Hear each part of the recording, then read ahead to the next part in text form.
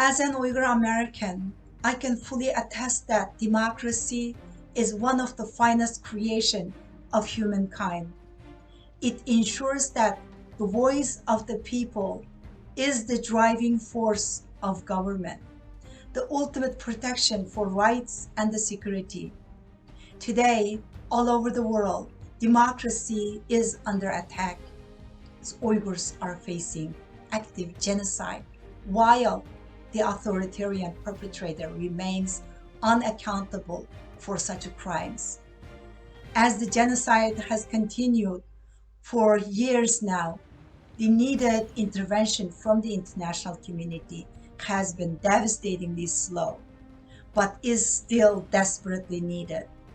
Our country gained independence 30 years ago, and right now we're going through a very painful process adopting democratic values. As a result, we have, as of today, 675 political prisoners, and pretty much every civil society organization, and especially human rights organizations, as well as defense attorneys, are under tremendous pressure. These people very often end up in jail themselves. We'd like to thank the international community for continuous attention to Belarus and to our struggle. We also would like to encourage everybody who has ability to influence or to spend some of their time on Belarus case to bring extra attention to these people individually, so that they know that their sacrifice, the ultimate sacrifice, is not really going unnoticed by the world. I've been doing opposition politics for more than 10 years and was planning to become a candidate in parliamentary elections 2021 in Russia. But the authorities started jailing most of us, so unfortunately I had to leave country at least for some time.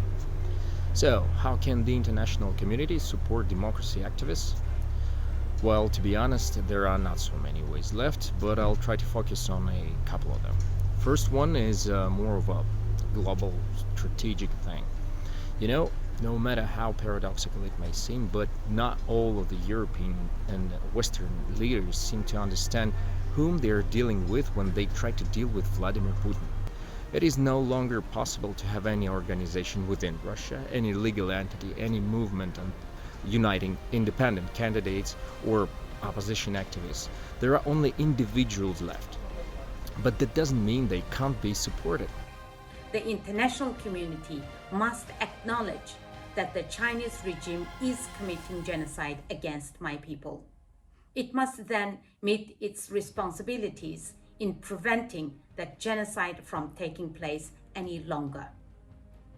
Corporations, from closing to tech to catch up, must wash their hands and their supply chains of Uyghur forced labor and repressive surveillance technology.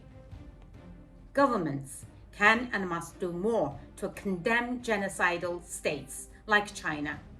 Trade deals should not be seen as more important than democracy and human rights. There is so much more our governments could do to prevent the genocide: import controls, diplomatic pressure, coordinated sanctions. Больш за ўсё, як на мяне, ён баіцца нашай салідарнасці. Найбольш страшна яму, што за гэты год з народа мы зрабіліся нацыяй. І тут у нашых галовах гэта ўжо не памяняць. Гэта першая перамога. Другі этап, ён складанейшы. Ён наперадзе. Барацьба з дыктатурай – гэта не спрынт, гэта марафон, на які, магчыма, мы не разлічвалі. Але ад таго нельга ўсё адно спыняцца. Я упэўненая, што наша галоўная сіла цяпер у тым, што мы разам, што мы солидарны, что мы есть однодумцами. Journalists in authoritarian countries face incredible censorship. The Western media have power that we don't have. Please, keep calling the dictators out. The second thing that I'd like to mention is funding. I would like to encourage the Western donors who work in the field of political development to reconsider their funding priorities. Most donors are very impact-driven and change-oriented. But unfortunately, in authoritarian countries, you cannot expect quick change. Sometimes activists need resources to just survive, to maintain their knowledge and skill set, and be able to transfer it to new generations. For too long, we have seen activists silenced through intimidation tactics. Their families taken, used to speak against them. Their pictures shown at press conferences, and their reputations defaced online. The result of this is a chilling effect on the dissent, which ripples across our globe, holding many captives outside of China's borders. To this day, we have not seen my sister's face. She is paying the price for my activism, while her daughters and granddaughters raccoon with the agony of having their innocent mother abducted by the Chinese state and imprisoned on false charges. Activists like myself are facing a giant in taking on the CCP. We are underfunded and facing deliberate attacks on our character, even hacking attempts, while the world continues to treat the Chinese regime as an international equal. And not so many things that may help Russian society from outside. No, it's only up to us, but if you can make every politician from a country with a strong democratic institutions start their dialogue with their Russian counterparts from, for instance, naming political prisoners and the details of their cases, that might probably help. Knowing the details of different cases where the Kremlin lies is very important. You must be prepared for the propagandist cliché in order to show the whole world how exactly they are lying. That may even be more important for your societies.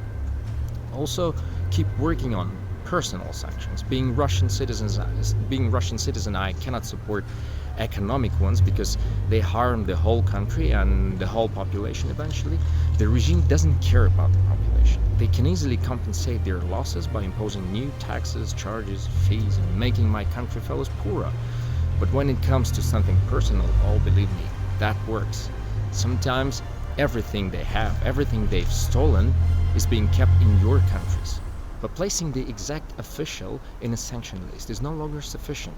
You need to conduct a classic police investigation in order to define all the cronies. Don't forget their nature. They are criminals. The international community must refuse to validate states that are violating the human rights of people in their territories.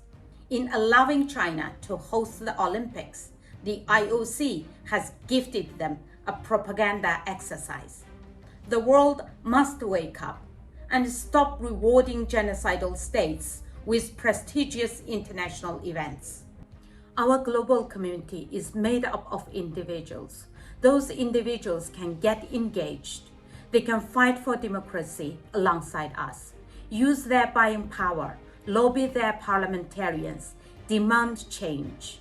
We can all play a role in ending the Uyghur genocide, and that means we all have a responsibility to speak out.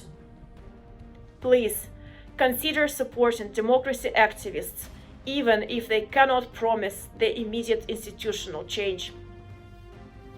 Many pro-democracy activists have to leave their home countries because it is too dangerous to stay. They need visa support, they need work authorizations, and they need integration into Western societies. The vast majority of political refugees want to come back to their home countries when it gets safe again. But please, help them survive this difficult time in exile. Help them learn from their American and European peers, and help them use this time in exile to advocate for human rights at the international level. Last but not least, and here I'm talking specifically about Russia, please help us quicken the collapse of Putin's regime. We hope that our partners in the West will introduce targeted sanctions against Russian government officials who are found to be violating human rights and international law. Again, we're going through a level of repressions that this country hasn't seen probably since Second World War. It's a completely new territory for us. At the same time, people really committed to do everything they can to help Belarus to go and continue into evolve, becoming a democratic country in the world.